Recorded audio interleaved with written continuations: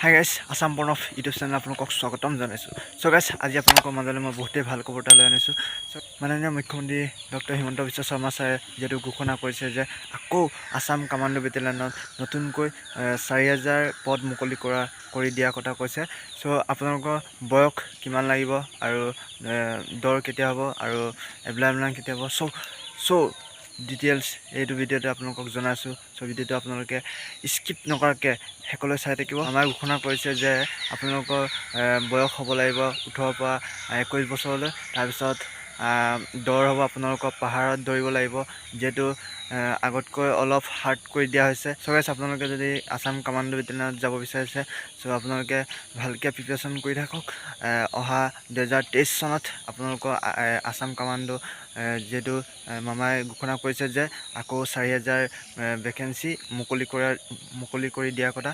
চ' আপোনালোকে এতিয়াৰ পৰা হাৰ্ড প্ৰেক্টিছ কৰি থাকক।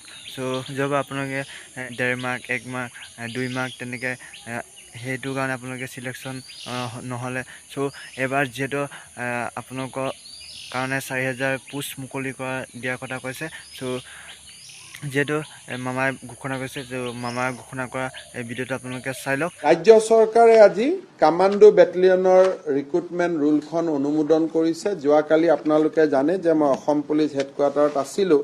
তাতে আমি কামাণ্ডো বেটেলিয়নৰ নিয়োগৰ ওপৰত আমি কথা পাতিছিলোঁ। এই কামাণ্ডো বেটেলিয়নত যিটো এপইণ্টমেণ্ট আৰু ফিজিকেল যিটো ফিটনেছ সেইটো নৰ্মেল পুলিচতকৈ টান হ'ব।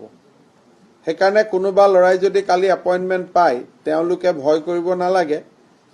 স্পেচিয়েল যিকেইটা কোৱালিফিকেশ্যন, চিন দৌৰাটো বঢ়োৱা হৈছে, পাহাৰৰ ওপৰলৈকে দৌৰা ৰখা হৈছে, এইবিলাক খালি কামাণ্ডো বেটেলিয়নৰ কাৰণে যি 4,000 পোষ্ট হ'ব। বাকী ৰিক্ৰুটমেণ্ট ছেইম ধৰণে থাকিব, কিন্তু কামাণ্ডোৰ ক্ষেত্ৰত আমি স্পেচিয়েল প্ৰভিজন কৰিছোঁ। আৰু কামাণ্ডো বেটেলিয়নত সোমাবৰ কাৰণে 18 পৰা 21 বছৰ লাগিব। এনেই পুলিচত সোমাবৰ কাৰণে 24 বছৰ লাগে। যিহেতু আমি এটা খুব NSG ধৰণৰ কামাণ্ডো কৰিব খুজিছোঁ, যাতে ল'ৰা ছোৱালীয়ে বেছি বছৰ ছাৰ্ভিচ দিব পাৰে। ই অকল 18 পৰা 21 ল'ৰাইহে ইয়াত আবেদন কৰিব পাৰিব।